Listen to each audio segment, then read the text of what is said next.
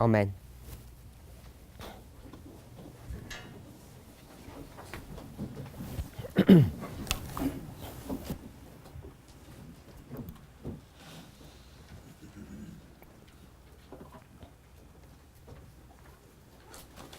In the Great Controversy, chapter 17, beginning page 299.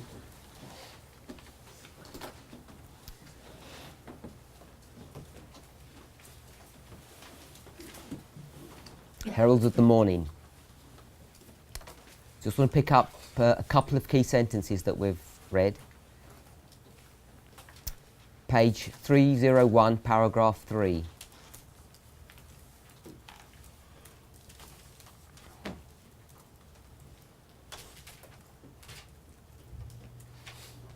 About his coming cluster the glories of that restitution of all things which God hath spoken by the mouth of all his holy prophets since the world began. She gives an introductory thought and then quotes from Acts chapter 3 verse 21.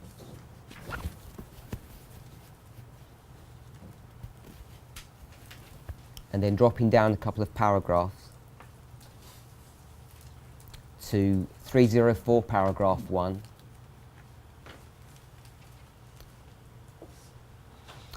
Prophecy not only foretells the manner and object of Christ's coming, but presents tokens by which men are to know when it is near.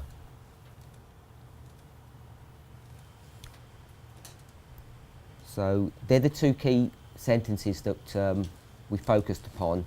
In addition to the first sentence, in fact, of the chapter, I'll read that to us. It's 299, paragraph 1. One of the most solemn and yet most glorious truths revealed in the Bible is that of Christ's second coming to complete the great work of redemption. So these are just some introductory paragraphs that we're looking at as we begin to discuss the first angel's message in Millerite history.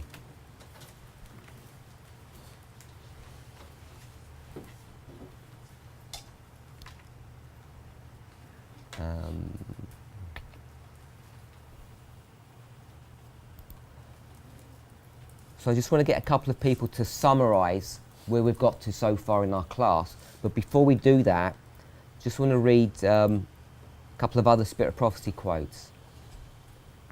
I'm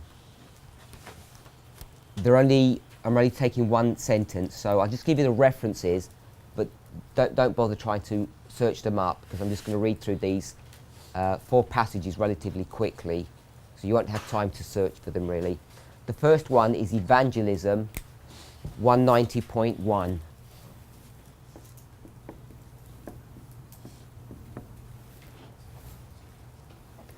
Second one is 12 MR 59.2.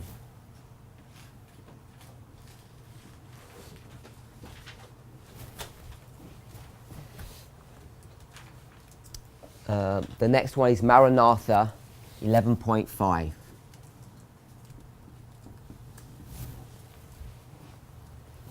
And the last one is Review and Herald, June 18, 1901. Paragraph 8. I'm just going to take one sentence for all of these. Evangelism 190.1. The sacrifice of Christ as an atonement for sin is the great truth around which all other truths cluster. So we're picking up the word cluster. That's why we're here looking at these passages. I'll read it again. The sacrifice of Christ as an atonement for sin is the great truth around which all other truths cluster. 12 MR 59.2. The atonement of Christ is the great central truth around which cluster all the truths that pertain to the great work of redemption. The atonement of Christ is the great central truth around which cluster all the truths that pertain to the great work of redemption. So we're just seeing how Ellen White uses this word cluster in other contexts. That's why we're reading these. you'll notice in this one, she talks about the atonement of Christ in connection to the great work of redemption. And if you remember the first sentence from chapter 17, page 299, paragraph 1, it says, one of the most solemn and yet most glorious truths revealed in the Bible is that of Christ's second coming to complete the great work of redemption. So it's a consistent thought, the second coming connected to the atonement, and there are other truths that are connected to it, or as she says, that cluster around. Maranatha 11.5, this light was a distant cluster of flaming angels which appeared like a luminous star. So that's talking about the first advent, birth of Christ, and that singular star, or what appears to be a singular star, is in fact a cluster of flaming angels. So from a distance, it just looks like a singular event, but as you get closer to it, you see that it's not a singular entity, it's in fact a cluster, in this particular case, of angels. And last one, Review and Herald, June 18, the Lord is soon to come in the clouds of heaven with power and great glory. Is there not enough in the truths which cluster around this event and in the preparation essential for it to make us think solemnly of our duty? So this one specifically talks about the second advent and this clustering of truths which are connected to the second advent.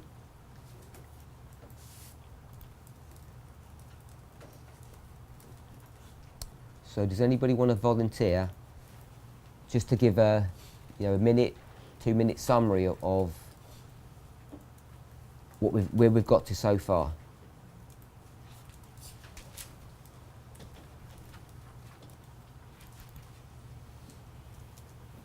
Brother James? You can come to the board if you prefer, or you can just do it from your seat if you need to use board work. Well, if I was just to give a short version of what we've gone over, I'd say that we've been working on establishing what the heralds of the morning were, what the heralds are, what the morning was. And it seems that we've come to the conclusion so far that the heralds are the signs or the tokens before the second advent, and the morning is the second advent. I just want to give a reminder, I'm already getting feedback that, let me introduce it this way. The movement has spent a lot of money on equipment to ensure that these classes get transmitted across the world field, and I'm already getting feedback that people cannot hear your comments. I've noticed that over the last 12 or 18 months, many of the classes are not classes, they're actually just presentations that are being given. So people don't notice when you don't speak up. But the nature of my class is 30-40% of all the input is from yourselves. So it's really vital to think about other people. It's a continual problem that we have, that people don't hear what you're saying. And in the sway of things, I forget to repeat everything that you're saying because I expect it's going to get picked up, and it's not. So just a reminder, you can really keep your voices up because people can't hear what you're saying. Is that loud enough? I don't know, but I'll find out tomorrow when I get feedback. Because I don't know what it sounds like when it gets picked up on these mics. The microphone's behind your head up there. Right. Yeah. Another volunteer? Brother Graham? I think the original question that we had was, what's the first angel's message in the Millerite Reform life? And you took us through progression of events in 3 different books, Spiritual Gifts, Story of Redemption, and the First Testimonies. And we're looking at early writings and seeing when it was taking place in history, what it was preparing the people to do in that history. and how the books that we have now are preparing us for the events that are taking place now. We're looking at a clustering of events taking place and deciding where to place them in history. We were talking yesterday about looking for events that are taking place before the time of the end. And we saw in these verses, we had the great earthquake and the dark day, and we were trying to line up other histories as well. And we were finding it difficult to find events before the time of the end. All done? Brother Gregory? Could you summarise the discussion that we had on Matthew 24, verse 6?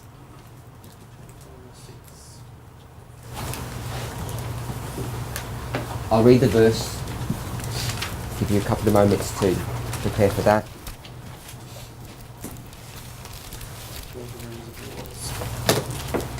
Matthew 24, verse 6. And ye shall hear of wars and rumours of wars. See that ye be not troubled, for all these things must come to pass, but the end is not yet. So if you can just explain why we went there, and just a brief summary of the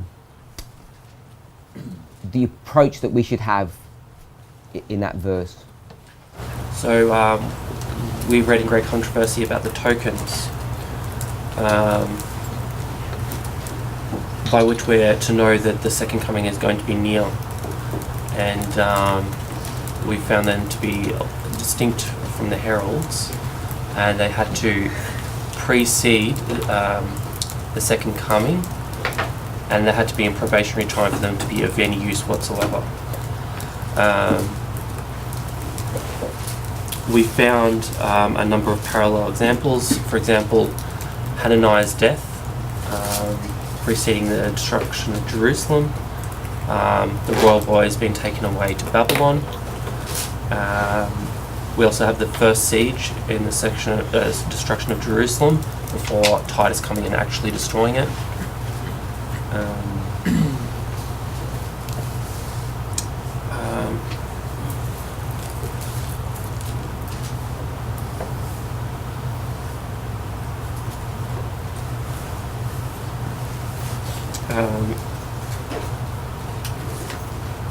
Let me just interject. All that was correct. We studied all of that, but I wanted you just to focus on verse 6 and our discussion about verse 6. Right, so the wars and rumours of wars were also supposed to be tokens as well, but they were unknown and therefore couldn't be used in that regard. Is that what you're referring So to? that's what our sister said. Yeah. They're just sort of generic wars. We don't know anything about them. And I responded, they're not going to be of much use if we did that, Right. because there's been hundreds of wars. That's right. So then we went to the verse, and we had a fairly lengthy discussion on that. Yeah. So I want you to remind us of how we approach that verse, if you're able to. Yeah, I'm just trying to think of how to put it.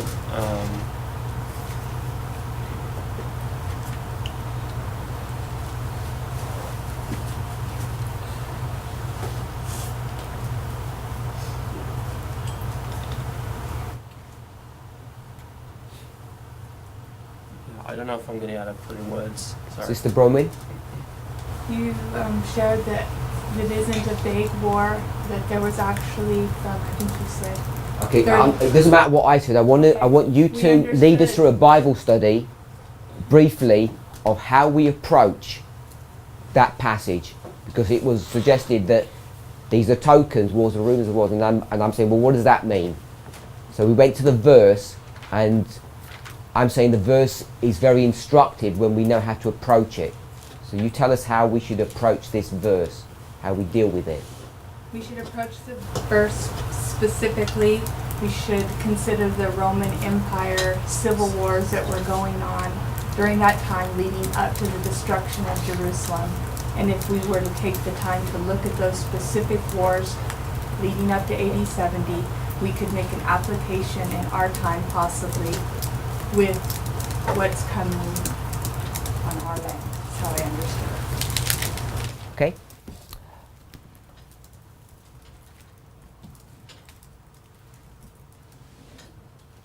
Brother Richard, verse 6 says the end is not yet. Could you explain what that means?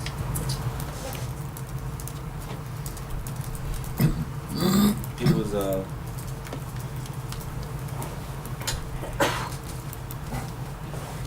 I think we You looked tell at us what verse you 14. think, not I know. what we think. Yeah, probably used the wrong words. Brett? I just used the wrong word. Yeah.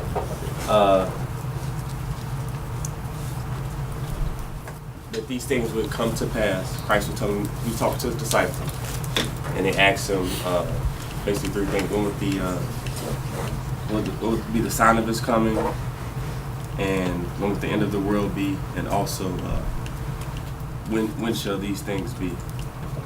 And in answering those questions, Christ told them that a lot of things were going to come to pass, but the end will not be yet, or these things have to happen prior to the end coming. So, and in the disciples' mind, when Christ told them this temple is going to be destroyed, they thought this had to be the end of the world, but Christ was relating to them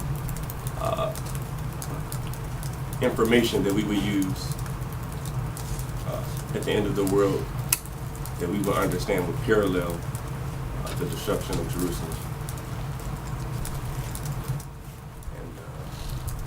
So he was just telling events had to happen first before the end of the world, and those would be the tokens that would precede the end of the world, or the destruction of Jerusalem.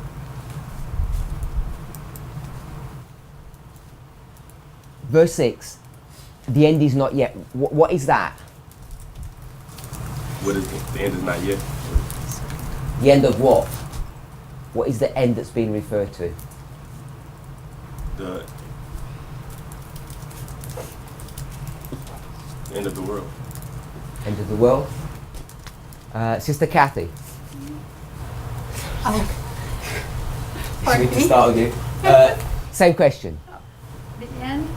I thought it was pointing to the end of Jerusalem, Tell us why you think it's the end of Jerusalem, not the end of the world. because they asked 3 questions to him, and so he was going through the different, answering the different questions, and the rumors and of this, civil wars. He had already said that their house was left desolate, and they couldn't believe that that house would be removed or ended. And so,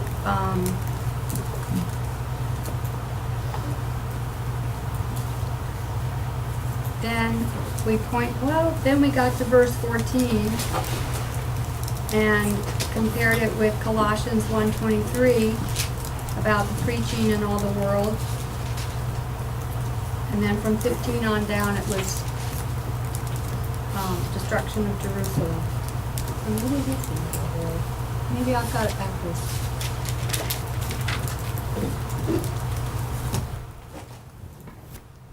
Anyone else? Sister Rachel. How do we approach this? I understood that.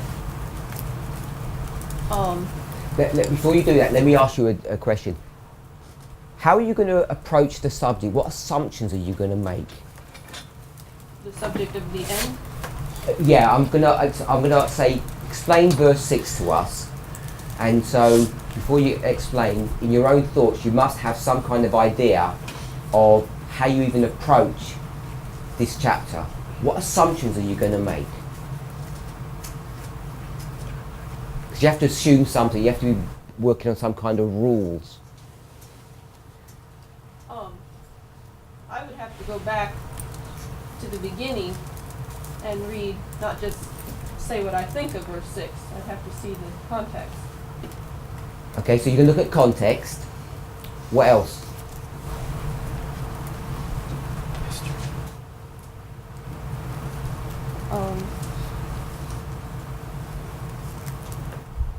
And what comes afterwards?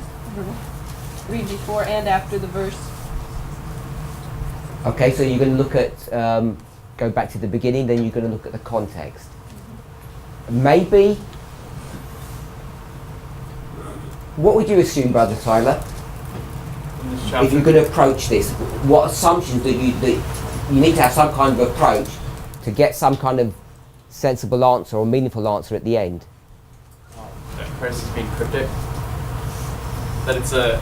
You don't have to assume that, you already know. I don't know if this would be an assumption or if just it would be a fact. I don't know, but we do know that he's weaving multiple events together. You know, he's conflating the end of the world and the destruction of Jerusalem. Okay, so we know he's weaving various events, and we know that because he's faithful. If you ask, you shall receive. So they've asked about multiple events, and so he'll respond with multiple events. But there must be an assumption that we're going to use to help us analyze it. Maybe a wrong assumption. What assumption are we going to... I'm suggesting that the primary one that we need to go with as we approach this subject. Brother James, you... what is the end that it's speaking of? Okay, so we're going. That's the question that we want to answer. How would we know what end it's talking about? What assumption that we have to make? So I'll answer the question because maybe it's not a very good question. I'm saying we have to assume that the verses run sequentially. They're in chronological order. If you don't assume that, you have no anchoring point because you don't know if verse 4 is in the same time frame as verse 31. So you have to make some assumptions. And I'm saying one of the easy assumptions that you do is verse 4 is before verse 31. So it's going to be in some kind of order. So that would be the first assumption I think that we should approach any subject with. You know, there's some kind of order to, or some kind of methodology to the way something is being discussed. We already mentioned that. Great Controversy does it, early writings does it, and I'm saying it may or may not be the case, but at least it would be an assumption that's reasonable. And if we did that, we'd assume that whatever end is here is not the very end of the chapter. Now, that may or may not be correct, as I've said, but I'm saying if we could assume that, then it would guide us and direct us in how to approach the subject. So, with that assumption, we're at verse 6. So then, the first thing, let me see. Tell us when these things shall be, and then the sign of the coming and the end of the world. So I would think that this end would be their first question. Tell us when these things shall be. When he says that your house shall be left unto you desolate, the destruction of Jerusalem, is what I would think would be his first answer. And can you give some evidence to that? Based upon the premise that things are going to be in some kind of order.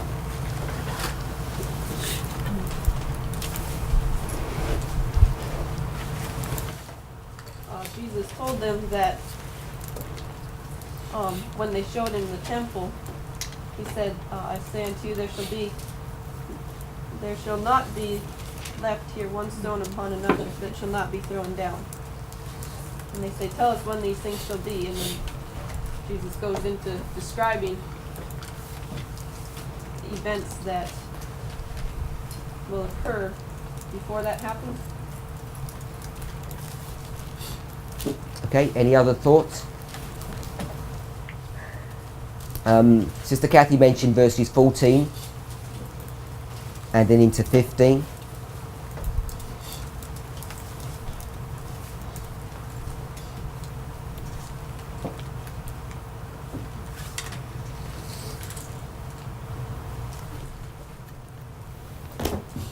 Any thoughts?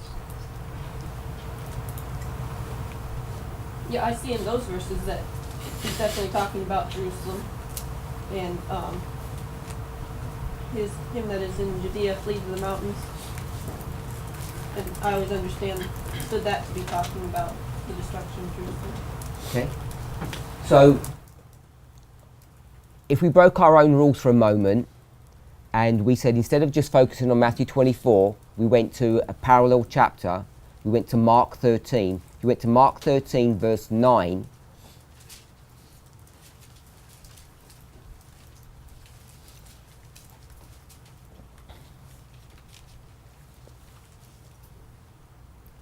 Drop back to verse 8. For nation shall rise against nation, and kingdom against kingdom, and there shall be earthquakes in diverse places. There shall be famines, troubles. These are the beginning of sorrows.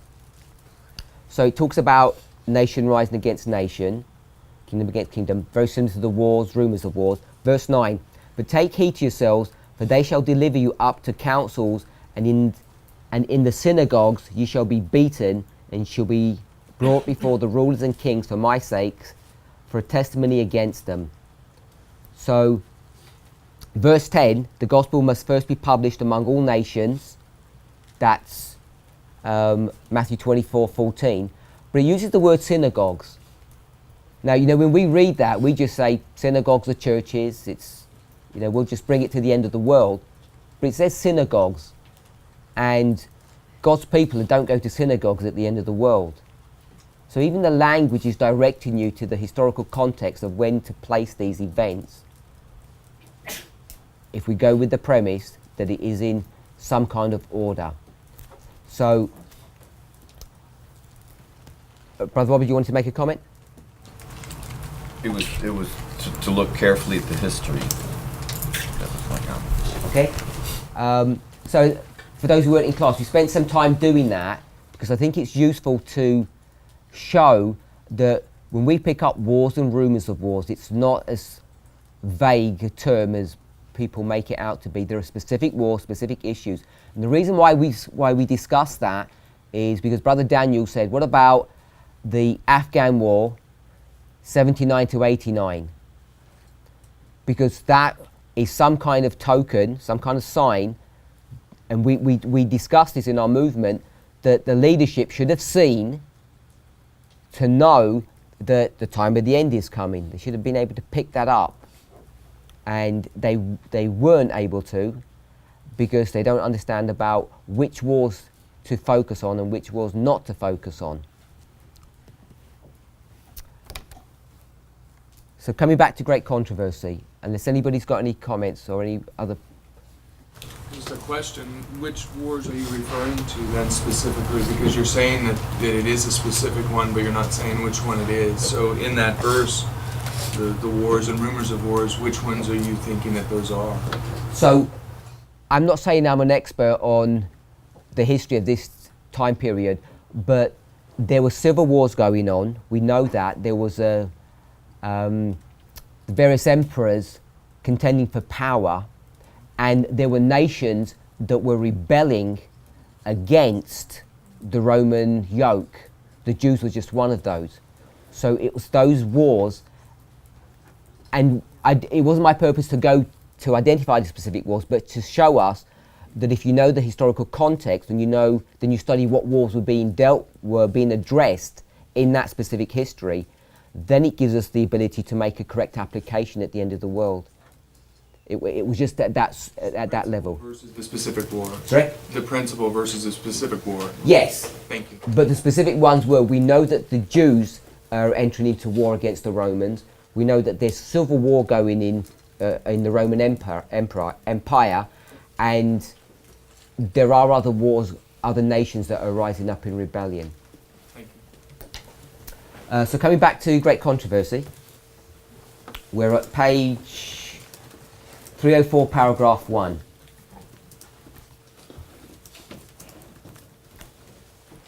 Prophecy not only foretells the manner and object of Christ's coming, but presents tokens by which men are to know when it is near. We've already read this paragraph.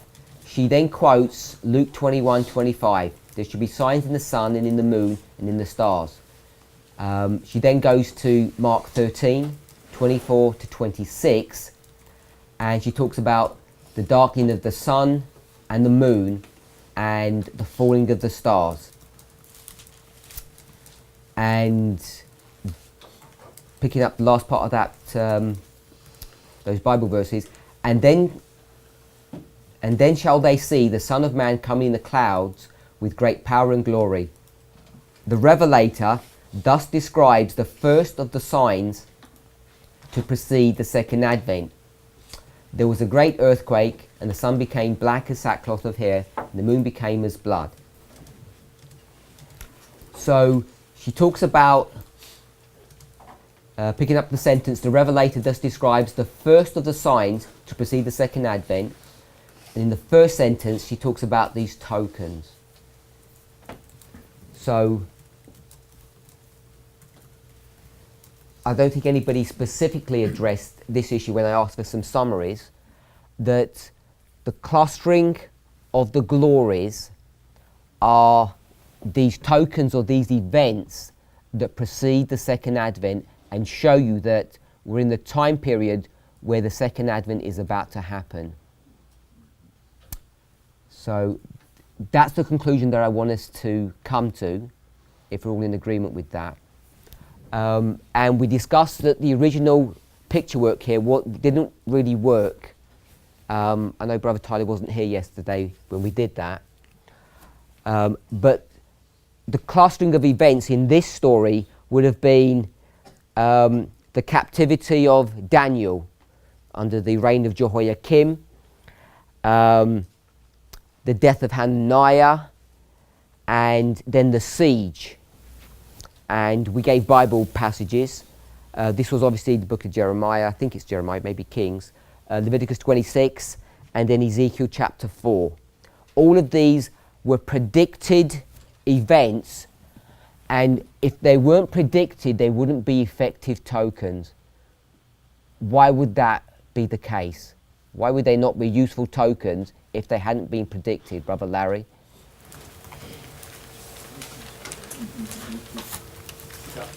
Yeah, I'm thinking. Yeah. Repeat that one more time. If you don't predict the token, why are they ineffective tokens? Why are they not useful? Yeah, because there's no warning.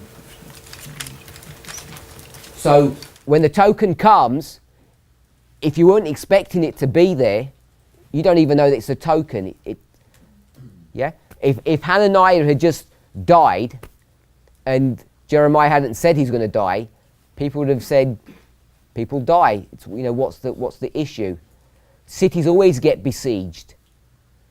Sometimes they don't get destroyed, and sometimes they do. So if these things were not predicted beforehand, they would not be useful or effective tokens. Brother Bob. Part of the effectiveness of the token is for people to realize that there's still time for the warning to be heard and for them to make preparation while probation is open. So that's the other important point that we want to pick up. I think someone did mention it, that tokens need to be in probationary time or before the close of probation, otherwise they don't serve any purpose.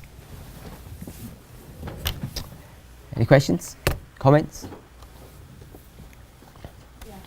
We're using tokens and signs interchangeably sometimes. And in the context of 304 paragraph 1, I think Ellen White's using them interchangeably. Yep. She says the Revelator thus describes the first of the signs to precede the second advent. Here she talks about, obviously John the Revelator, she's going to quote Revelation 6:12. She says the earthquake, the sun, and the moon. But the earthquake, sun, and the moon, if we just talk about the sun and the moon, they're already been addressed in Luke 21:25. And in Luke 21:25, she uses the phrase tokens.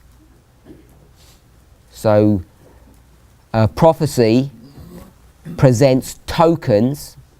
I've just cut some of the extra words from the first sentence. Prophecy presents tokens And I'm saying my understanding of that is those tokens are the sun and the moon, stars. And then she says the revelator also describes those things. And she's going to mention the revelator because she's going to say he specifically is going to identify the first of the signs, which is the earthquake, which you don't find in the Gospels. So the first of those signs, he's the one who's going to give us that information, which is the earthquake. And the other two, the sun and the moon, are already given in the Gospels. It says signs in that sentence, that lead sentence, and in the previous one it says tokens. Or do you read it differently? Yeah. The tokens and signs may appear at the same time, but point to different things in how I'm reading it. The signs tend to lead up to discussions of doom and destruction, whereas the tokens are more of pointing to the Advent and his coming. Whereas the destruction does as well, I realize, and that's where they both can be seen as the same thing. Can I just stop here? I didn't understand what you just said. List out the signs in this paragraph. The sun, the moon, the stars, Okay. the earthquake. The earthquake, the sun and the moon, they're the signs. List out the tokens. I don't think she gives any in this paragraph. So prophecy not only foretells the manner and object of Christ's coming, but presents tokens by which men are to know when it is near. Then when it says, said Jesus, you're saying said Jesus is not connected to the sentence before. I didn't say that either. The token specifically, she's not listing as she is the signs, but they're connected nonetheless, because the tokens can be at the same time as the signs. It's like cause and effect. Like the earthquake causes the shaking of the buildings that cause to collapse and 90,000 people die. The tokens are those physical evidences of the coming of Christ, but it's different than the signs. I don't think she's addressed the tokens quite specifically yet. Brother Bob? I clearly see that the words are being used in this paragraph interchangeably, and that she's referring to the same thing. Mm-hmm. That's how I see it. That they're not different. Brother Clayton? Could war be another indicator too, though? Because in Deuteronomy 4:34, they relate signs, wonders, and war. It's kind of the same thing. So would that relate to the token too? There are a number of tokens, number of signs that precede, even if you take them as separate things, there are a number of events, if we just use the word events, that are going to precede whatever it is. But I just wanted to see what she's referring to in this particular paragraph, because this is not an exhaustive list. So I'm just wondering how you read presents tokens,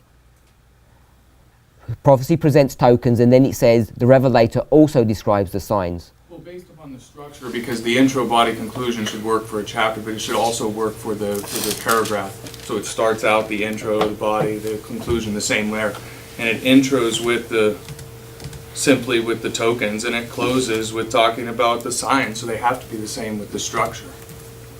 That's how the paragraph is put together. Spromley. If you just go down to 308.2, the first sentence of that paragraph clears it up. It says that Christ had bidden his people watch for the signs of his advent and rejoices to behold the tokens of their coming king.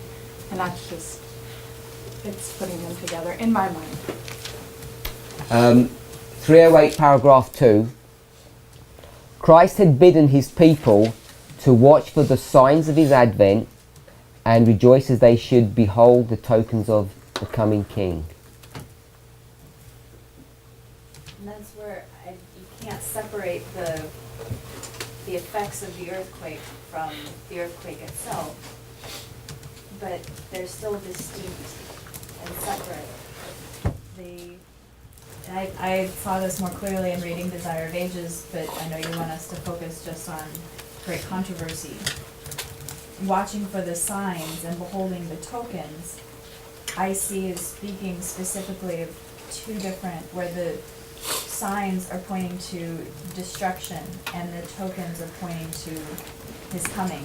They're at relatively the same time, but still speaking of two different things.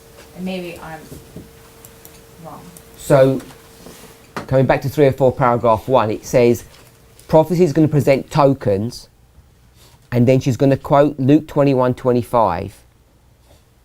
So what's the relationship between Luke 21:25 and the lead sentence? There's no relationship, because they're not the tokens, you're saying. There's still, so the signs are pointing to destruction, but within that is also the coming, which is pointing to the tokens. So it's, So the coming is pointing to... or the tokens are pointing to the coming, and like I said, maybe it is the same thing, but in my mind, I see it as different. Where... No, I understand that, but I'm saying the second sentence said Jesus, you're saying that's disconnected to the initial thought. No, just like the earthquake accompanies the destruction that it brings. So the signs and the tokens are accompanying one another. But I see that the signs is talking about the manner and object of Christ's coming. Okay, so maybe I understand where everybody is seeing that they're talking about the same thing, that tokens equal signs, but I still see another layer. It's just not that easy for me to equate the two. Brother Larry. The way I've attacked this verse is, first there's two prophecies that it's referring to. One is Christ's coming and the manner and the object. And the manner to me would be like every eye shall see. The object would be like we spoke about the garments, one of vengeance, one is like a groom. And then the tokens are the signs. And those signs would be May 17th, 1780, where the moon turned into blood. Another one would be November 13th, 1833, where the stars fell from heaven. Mm-hmm. That's how I'm understanding that sentence. Anyone else? Maybe could it be like how the audience is relating to the sign? Like some, she talks about later how or he does, about the rabbis will, they will see these signs as their hope, as their sign of redemption, but really it's foretelling their destruction. So could it just be a matter of who's receiving or who's observing, who's ready and who's not, who's chosen and who's not, and how they are receiving and perceiving these signs, if they're signs or if they're tokens? I don't know, because I can't see that in the passage. It may well be that case. It would just seem strange to me the way she would structure this, to say, we'll talk about tokens, but I'm not going to explain what they are. And then she jumps into two passages from the Gospels that talk about the things that are going to precede his second coming. And then she says the Revelator also explains it, and he's not going to explain those ones, he's going to explain the first one, or describe it, tell us what it is. I won't labour the point. Sorry, who's that? Well, I was just going to say something about signs. So in the dictionary, the definition of token says it's a sign. When you look up the definition of sign, it says it's a token. So I was going through the Bible real quick, and it's been pointed out that signs are usually negative things that are happening, but we're told that the Sabbath is a sign, that the keeping of the law in the heart is a sign. In Luke, it says, "And this shall be a sign unto you, you shall find a babe wrapped in swaddling clothes, lying in a manger." So it's not always a destructive or a bad thing when it's used in the Bible. Okay. Brother Daniel? In first selected message, page 20.2, it talks just about how I was reading that yesterday, and it was like how we should approach inspiration, and it says, the Bible is not given to us in grand superhuman language. Are you okay if I read it? So it picks up on the mic well? Sorry? I'll read it. Are you okay if I read it? Okay, yeah, of course. Then you comment. The Bible is not given to us in grand superhuman language. Jesus, in order to reach man where he is, took humanity. The Bible must be given in the language of men. Everything that is human is imperfect. Different meanings are expressed by the same word. There is not one word for each distinct idea. The Bible was given for practical purposes. So when I look to that, I think we need to understand, like, different meanings are expressed by the same word. So we need to understand what it means. It's not because it's a separate word or a different word that we should apply different, as far as I understand. Because we need to understand what the inspiration is trying to share for us, what it means, even if the words are different from, yeah. Okay, so if I'm understanding what you're saying, even though it says token and sign, they mean the same thing. They mean the same thing. Yeah. So that's how you're using this passage to express that thought. Brother Bob. Piggybacking on what James was saying, if you look at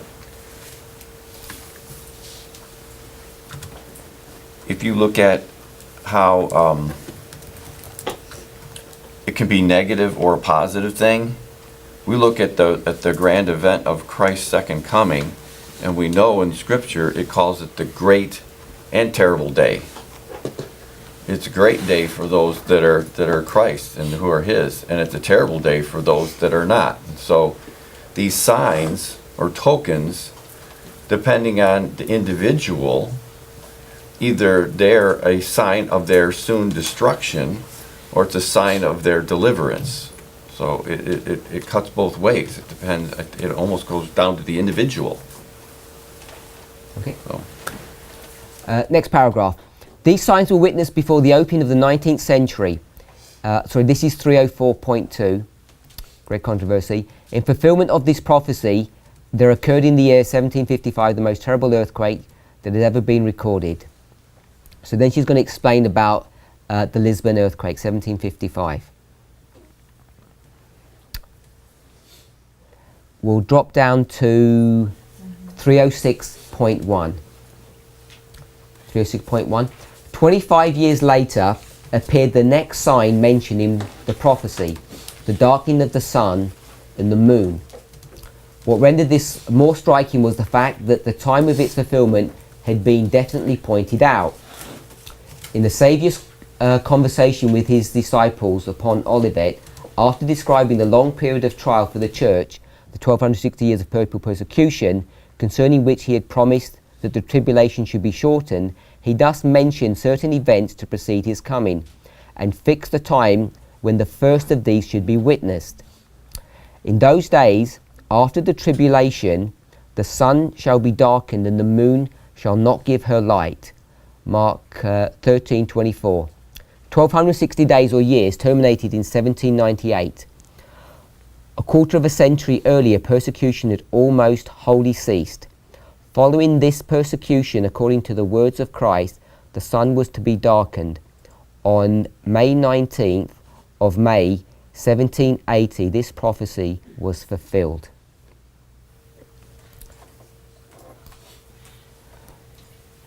what is this passage teaching us?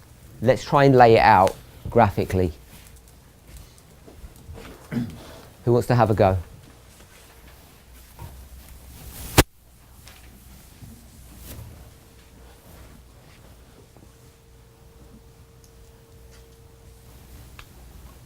Oh, while you're deciding, or I'll decide in a second who's going to have a go, because no one's volunteering. Sister Peggy. Sister Peggy? Penny, sorry, Sister Penny. It is Desire of Ages, chapter 69, not 68. If you just have another look, I think it's 69. Is it 69? Yeah. Okay.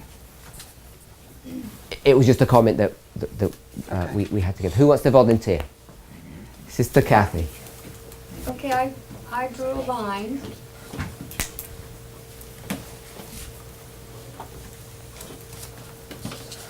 And I put 538 as the first line, first waymark.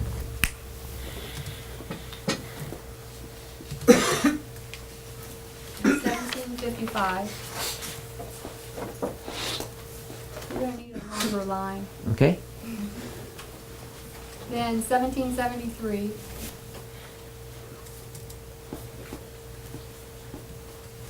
$1780.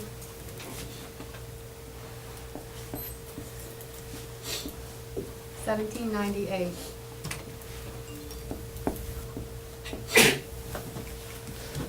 And then I listed. Before you do that, tell us where you got all of these dates from. Okay. Well, he mentioned the 1260. After describing the long period of trial for the church, the 1260 is the papal persecution. So the 538 to 1798 gave me the 1260. So the 1260 gives you these two dates. Yeah. Okay? And then he said it would be shortened 25 years before. Well, he didn't say 25, but we know that it was a quarter of a century. The 1260 days or years terminated in 1798, so we have that. A quarter of a century earlier, persecution almost wholly ceased. That bit? Yes, so it's 1773. So here's 25 years. Okay. And then 1780 is when the sun was darkened. Following this persecution, according to the words of Christ, the sun was to be darkened on May 19th, 1780. So 1780, it's the sun. And then the 1755 was the darkening of the sun. That was the first one, the earthquake. Yeah, I had the earthquake in there from the previous paragraph. But 25 years later, yeah, after the earthquake. appeared the next sign mentioned in the prophecy. Yes. And so we've got 25 years here. And this is the earthquake.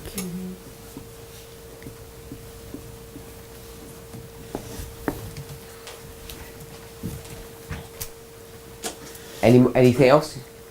I just put Bible references, and then I actually kind of took it to November. I went ahead to the third sign of the stars falling, etc. But for just that paragraph, that's what it would be. Okay. Anyone else want to add something or say something?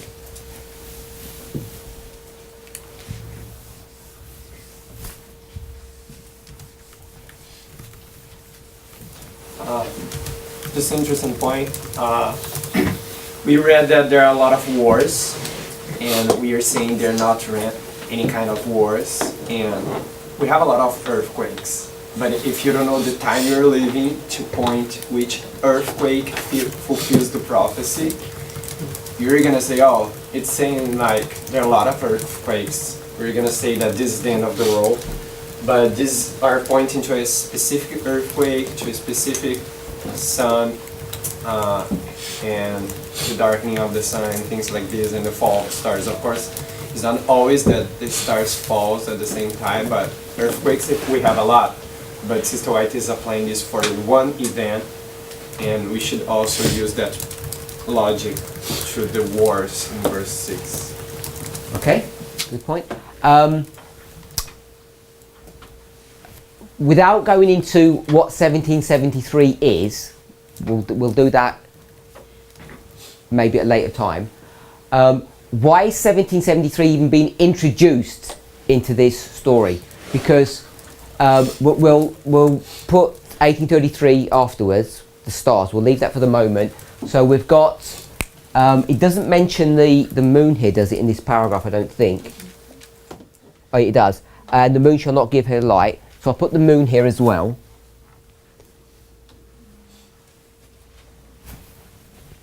I think we skipped over the passages that tell you it's all on the same day. So we've got these three signs. So you've got the three signs being mentioned. You've got the 1260, 538, 1798. Why bring in this 1773? Why is that being introduced into this story? What's the context of it?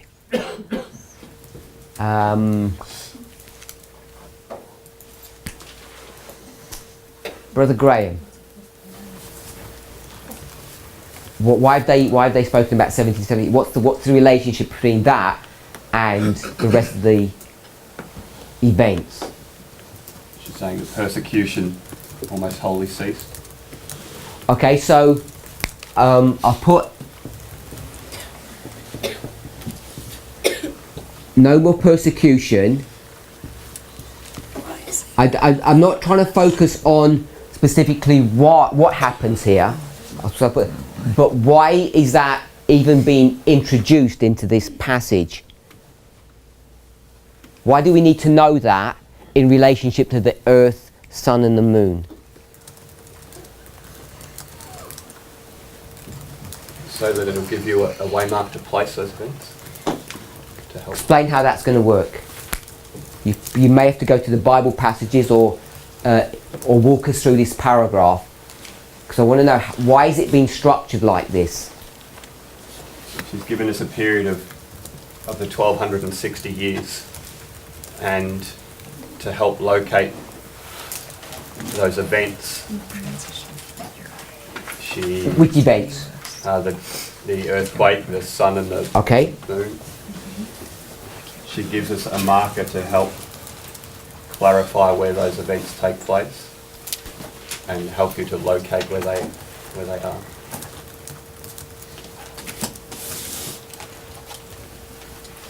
Anything else? Brother James? Matthew 22 says that except those days should be shortened, there should no flesh be saved. So just to help. Matthew 22? Matthew 24, 22. 22, 22? 24, 22. Oh, sorry.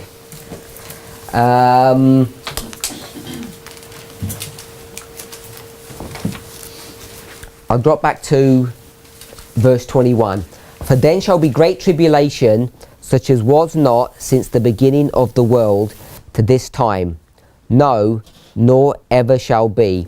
And except those days should be shortened, there should no flesh be saved, but for the elect's sake, those days shall be shortened. So, explain that. So, we're given a prophecy that there's going to be tribulation, there's going to be persecution for 1260 years. There's going to be tribulation for 1260 years. Right. So if we look at the tribulation, So I'm going to put tribulation. we know that it didn't go all the way to 1798. And so without the reference from Christ that it would be shortened, how do we know that that's the correct 1260 or the correct time period for the 1260? Okay. It says those days. What are those days? The days of the Great Tribulation, such as was not since the beginning of When does it begin and end? 538 to 1798. So this is the days. And is this the tribulation? period of tribulation? Yeah? So it's the days of the tribulation of the 1260, but then it says the tribulation is going to be shortened. Yep. Right. Anyone else? Unless I'm misreading the verse, I think verse 29 is reflecting the shortening of those days. And this is the connection between 1773 and 1780, the first, or the sign. In the Okay, so verse 29. So I'll read verse 29, then you comment. Immediately after the tribulation of those days shall the sun be darkened, and the moon shall not give her light, and the stars shall fall from heaven, and the powers of the heaven shall be shaken. So we've got tribulation and days. You tell me how long the days are.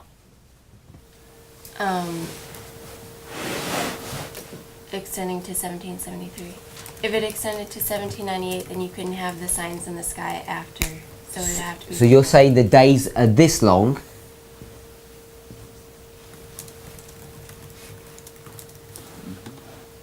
Yeah? Yeah, yes. And the tribulation?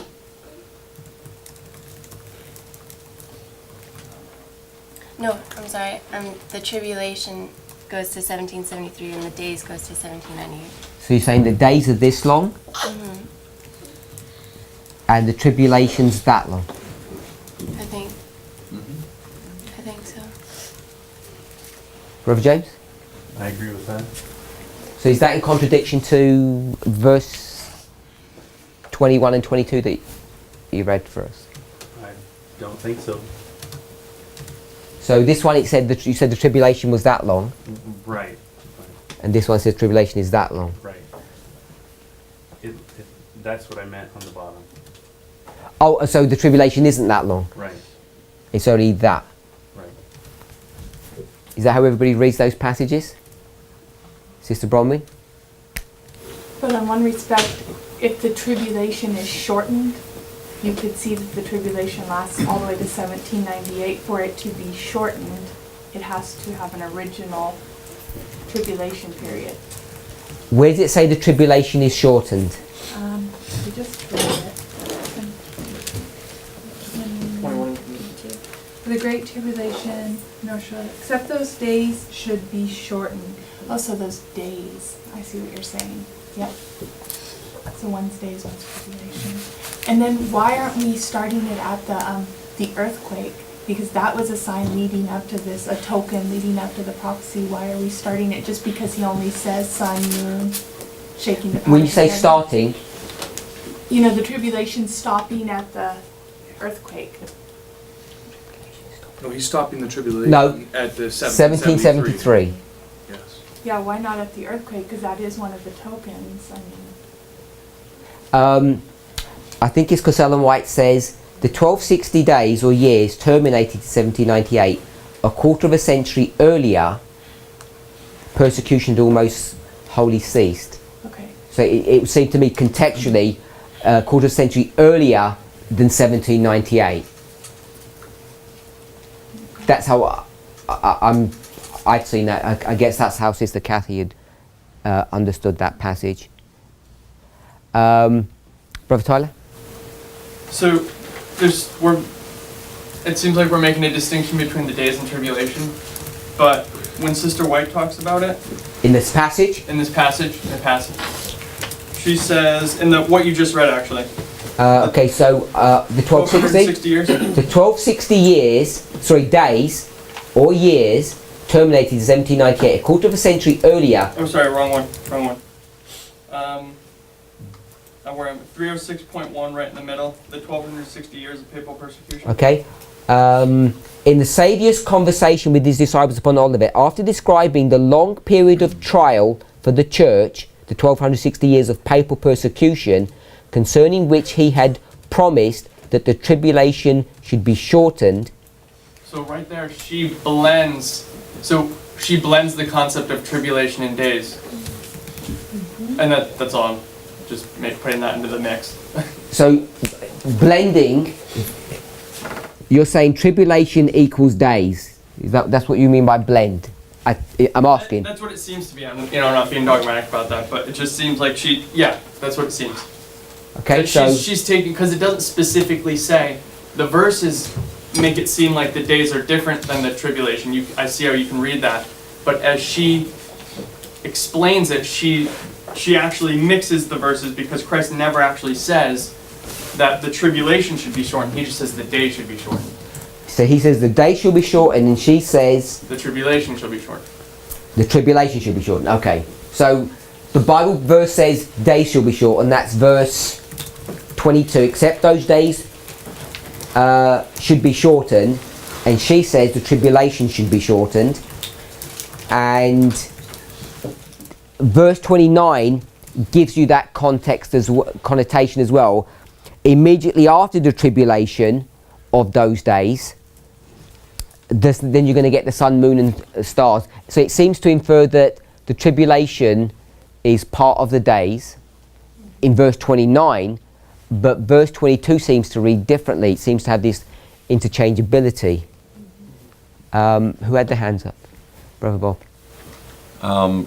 Just looking at, going back a couple minutes ago when you're looking at why 1773, and not looking specific to that date, but if we were to actually crack open, instead of just looking at things happening in the sun, moon, and stars, at that point, if we actually start to look at human history, what's going on, we see that one of the reasons why the persecution ceased. We'll do why it ceased in a moment. Okay. But I just wanted to know, wanted us to consider the relationship between days and tribulation, because the verses, I don't think, tie up as neatly as you might assume. They seem to, not say contradict one another, but they seem to have a different perspective. Anyone else wants to give a comment? Brother Theodore. Well, also it talks about it in Mark chapter 13, which we probably shouldn't look there because it create more confusion. But the idea is that these are days of tribulation. And there's a period that's given, which is 1260. But those days are shortened. But that 1260 still has to exist in order for it to be shortened. So the tribulation, when it says the days are shortened, it's just the days of tribulation within the 1260 days, which is how we would have to understand it. And that's this. Yeah. Yes. So the days stretch to here, Yeah. and the tribulation part of it There's still days of tribulation. only comes up to here. Yeah. Yes. So these are the days, and these are just the tribulation part of those But days. it's the days of tribulation still. It's not just tribulation, it's days of tribulation. Because it's still days, there's still days involved. It's not just tribulation, it's still Just less counted. days. It's just shortened. So you have a longer period, but then the tribulation, within that longer period that still has to exist, there is the period of tribulation. Less days. Everybody's got that? Okay. They don't? No. Are you saying that this is the days, 1260 of them, and a part of that 1260 years, there's going to be some days that have got tribulation attached to them, and the remaining portion don't have tribulation attached to them, but the days run all the way through. So these are days of tribulation, but these are not days of tribulation. It's a tribulation period of 1260 days, right? So that's the period that's given. But the tribulation itself is shortened. So the days of tribulation itself, the actual tribulation days, are less than the whole tribulation period. The reason why it perhaps isn't as straightforward as we might think it is, it's not because the explanation isn't being given correctly, it's because verse 22 and verse 29 actually seem to stand in contradiction to one another, because 29 has this model that the tribulation is a smaller or a component of the days, but in the previous verse they seem to just be interchangeable terms. That the days are going to get shortened because the days would be the tribulation. Because it says in verse 22, the days are shortened, but it doesn't mean that this time period is shortened. What it's actually saying is the days of tribulation are going to be shortened. The tribulation part of those full days. I think that's what Brother Theodore is expressing. Anyone else? On page 266 of Great Controversy, paragraph 4.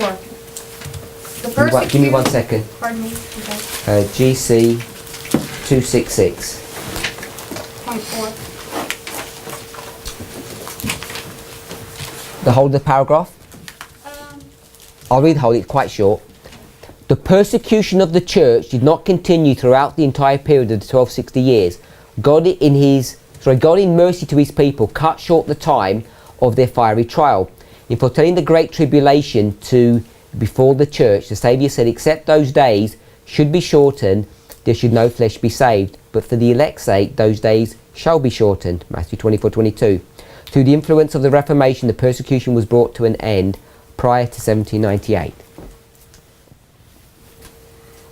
just thought it was supplemental to what we were talking about. So there's a P in there, not just a D and a T, right? There's the persecution, tribulation, and days. Because they're using that persecution throughout this as well and kind of interchangeable with tribulation, yes? So there's kind of three things there. Yeah.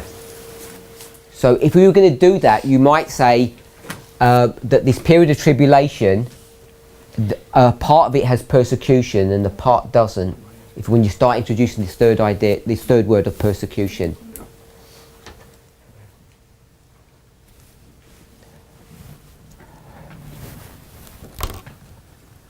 Coming back to our passage, just GC 266.4, let's just talk about 1773 briefly. We're not going to go into any detail.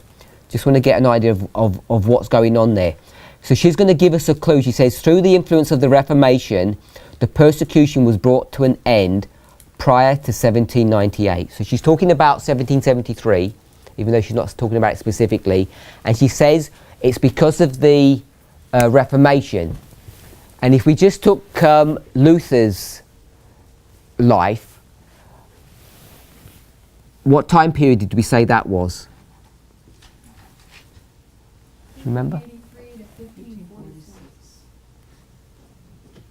15? 1483 to 1546. And he made that 300-year statement at the end of 1540. You have to do that, yeah? 46. 46, yeah. Okay, so I'm going to put 1540 then. For the Reformation. Obviously, it's not just that event, and it's not just the Lutheran Reformation, it's before that and post that.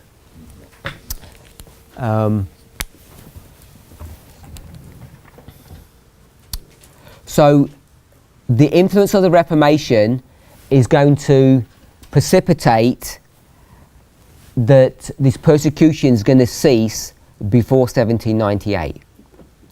Any comments on that? Okay, we okay?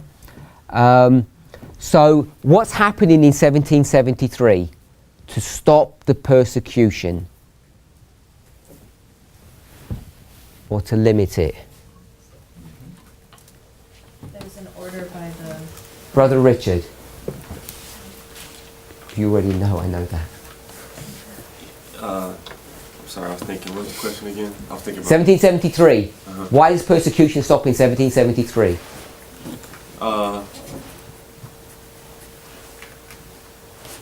It had some, I remember vaguely, it had, I can't think of it right now. Brother James. I don't know. Brother Gregory, do you know? I used to know and I've forgotten. It's because I think you told us. Yes, that's right. Yeah. Yes. Okay. Brother Graham. This is a test. They abolished the Jesuit order. Is that what you're going to say, Sister? The suppression of it is... So it's the Jesuit order. So the Jesuits are going to be basically cut away or separated from the Catholic Church. And why are they doing that? Is the Pope suddenly not like Jesuits? No, it's not the problem. In this history, the 1260, we'll do it in the next 5 minutes, there's a relationship between the Catholic Church and the European powers. We'll go to this artwork here. Are we okay with that one? I don't know if we can see that. It's Revelation 17. The woman is riding the beast. It's a scarlet-coloured woman, scarlet-coloured beast. This is the wilderness period. We've spoken about the wilderness here. It's 1260. John's taken to that period. So there's a church-state relationship. I think it's Revelation 17 verse 2. I think it's 2. It's either verse 2 or 3.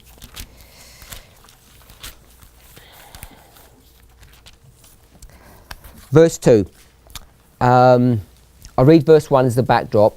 And there came one of the 7 angels which had the 7 vials, and talked with me, saying unto me, Come hither, I will show unto thee the judgment of the great whore that sitteth upon many waters, with whom the kings of the earth have committed fornication. So I'm saying those kings of the earth is this beast power, and there's this woman. It's called Papal Rome. The Millerites understood that. So you've got a relationship between the Papal Church and the European nations. That's this 1260. In the story of the persecution that's going to come upon God's people, if we were going to introduce the idea of the Inquisition, just as one facet of that, who's actually persecuting God's people? Is it the church or the state? The state? Would you agree with that? Who actually does all the torturing? It's the state. Yeah, just when you think about the Inquisition. So it's the state that does all the work at the behest or the direction of the Papal Church. Everybody okay with that? Yeah, nothing major. So if we're going to talk about persecution, we know it's the governments that are going to be doing that persecution on behalf of the Papal Church.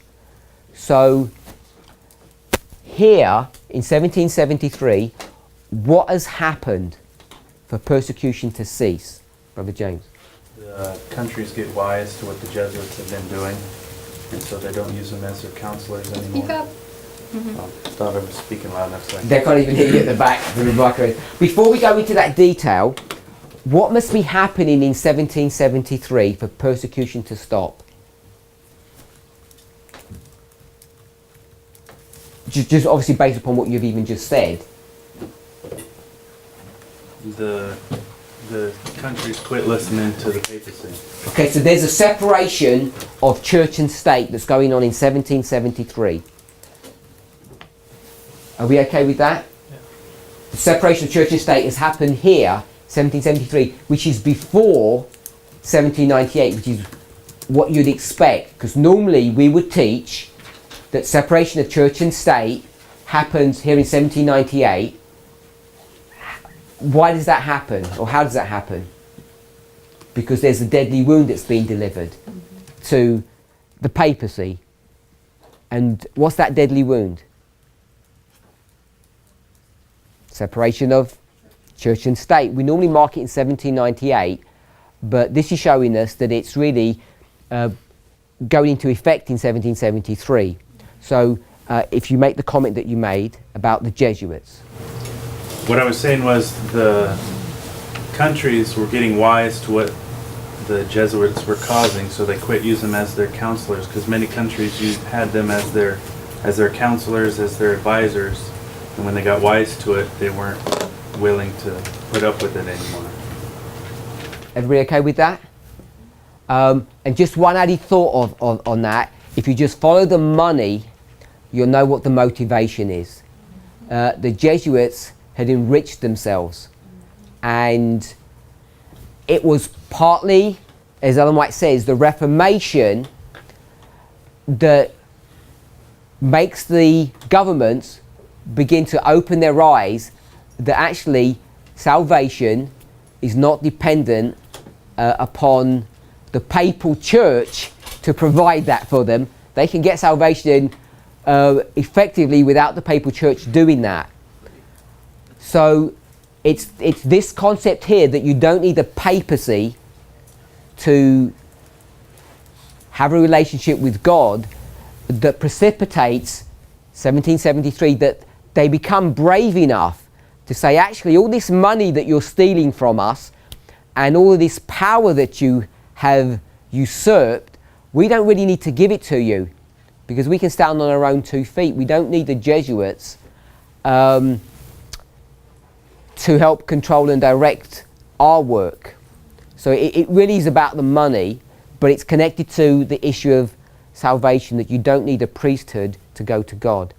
So it's all of these events that culminate in 1773, and it goes from one country to another, and the Pope is actually forced to write this law, essentially, that disbands the Jesuit order.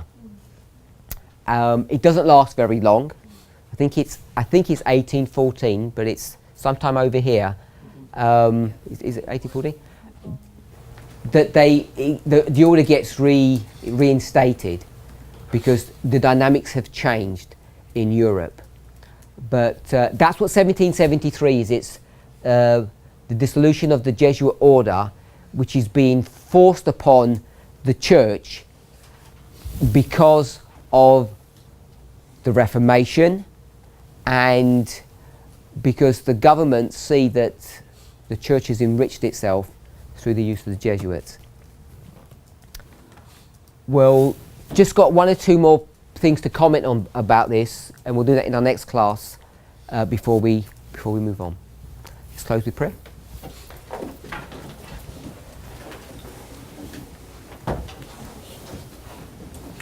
Heavenly Father, we want to give you praise and thanks for your goodness and mercy. We ask, Lord, for wisdom and understanding, that we might approach your word not only with reverence, but with also the powers of the mind that you have given to us.